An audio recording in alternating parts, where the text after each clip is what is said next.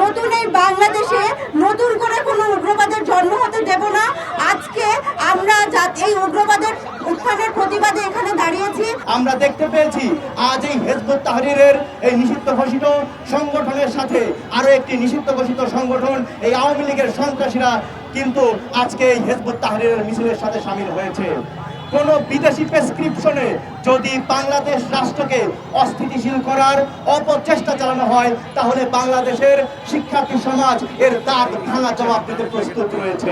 সেই যে কুচক্রী মহল তারই একটি অংশ আজকে হিজবুত তাহরীর যে প্রকাশ্য কার্যক্রম সেটি আমরা মনে করি সারা বাংলাদেশে যে ধরনের ধর্মীয় সম্প্রীতিতে আঘাত হানার মতো যে ধরনের কাজগুলো করা হচ্ছে, যে ধরনের সহিংসতা করা হচ্ছে এবং পাবলিকলি নারীর প্রতি যে সহিংসতা প্রদর্শন করা হচ্ছে, নারীর বিরুদ্ধে যে মব উস্কে দেওয়া হচ্ছে, তার পিছনে এ ধরনের উগ্রবাদী যে রাজনীতি, যে ধর্মীয় রাজনীতি, যে অন্ধ রাজনীতি সেটি কারণ হিসেবে ভূমিকা পালন করছে।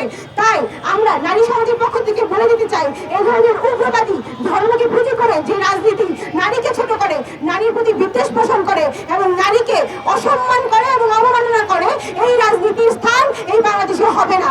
আজকে যখন হিজবুত তাহরীর বাইতুল মোকাররমের সামনে মিছিল করে, সমাবেশ করে, তখন পুলিশ মনে হচ্ছিল কোনো একটা রাজনৈতিক দল কোনো একটা সামাজিক সমস্যা নিয়ে মিছিল করছিল, এমন ভাবে তাদেরকে ট্রিট করছে।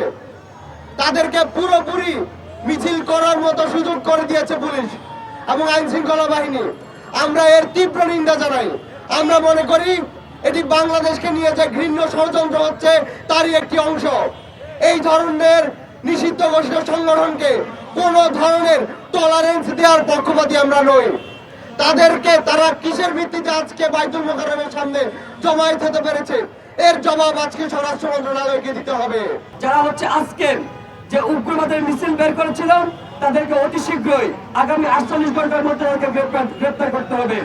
একই সাথে আমরা একটা বিষয় বলতে চাই, যাদের ছত্রছায়া, যাদের মদদেন, যাদের নীরব ভূমিকা পালন করার কারণে এই সন্ত্রাসী বাহিনী, এই উগ্রবাদ গোষ্ঠী নির্বিঘ্নে নির্বিঘ্নে যখন রাজপথে তারা সংগ্রাম করতে পারতেছে, সে মদতদাতা, সে পুলিশের বাহিনীদেরকে তাদেরকে আপনারা আইনের আওতায় আনতে হবে, তাদেরকে তদন্তের আওতায় আনতে হবে যে আসলে কারা হচ্ছে হাসিনা এজেন্ডা বাস্তবায়ন করতে চায়। আমরা দেখেছি ঢাকা শহরের প্রত্যেকটি মোড়ে মোড়ে, আমরা দেখেছি মেট্রো রেলের প্রত্যেকটি পিলারে এই সমাবেশের জন্য পোস্টার সাজানো হয়েছে। দীর্ঘ সময় ধরে প্রচারণা চললেও আমরা বাংলাদেশের গোয়েন্দা সংস্থা, রাষ্ট্রীয় কোনো বাহিনী, আইন শৃঙ্খলা বাহিনীকে এই নিষিদ্ধ ঘোষিত সংগঠনটির ব্যাপারে কোনো কঠোর ভূমিকা নিতে দেখিনি। আজকে আমরা দেখতেছি প্রশাসনের মধ্যেও বিভিন্নভাবে চক্রান্ত চলতেছে। আজকে কয়েকদিন ধরেই হিজবুত তাহরীরের বিভিন্ন পোস্টার আমরা আসতে দেখতেছি, কিন্তু তারা পূর্বে জানা সত্ত্বেও কেন এই প্রোগ্রামটাকে তারা বানচাল করতে পারলো না? আমরা দেখেছি কি সেই বাইতুল মোকাররমে যখন মিছিল বের হয় তারা শুধুমাত্র আপনার যাদেরকে গ্রেফতার করা দরকার তাদেরকে গ্রেফতার না করে তারা একটা রিস্কাওয়ালাকে গ্রেফতার করলো। আপনারা কি বুঝাতে চাচ্ছেন? প্রশাসনের থেকে বাংলাদেশের যুবকদের রক্তের বিনিময়ে যে স্বাধীনতা অর্জন হয়েছে সেই স্বাধীনতার বিরুদ্ধে আপনারা অবস্থান নিতে চান। আজকে আমরা বলি হিজবুত তাহরীর নিষিদ্ধ জঙ্গি সংগঠন।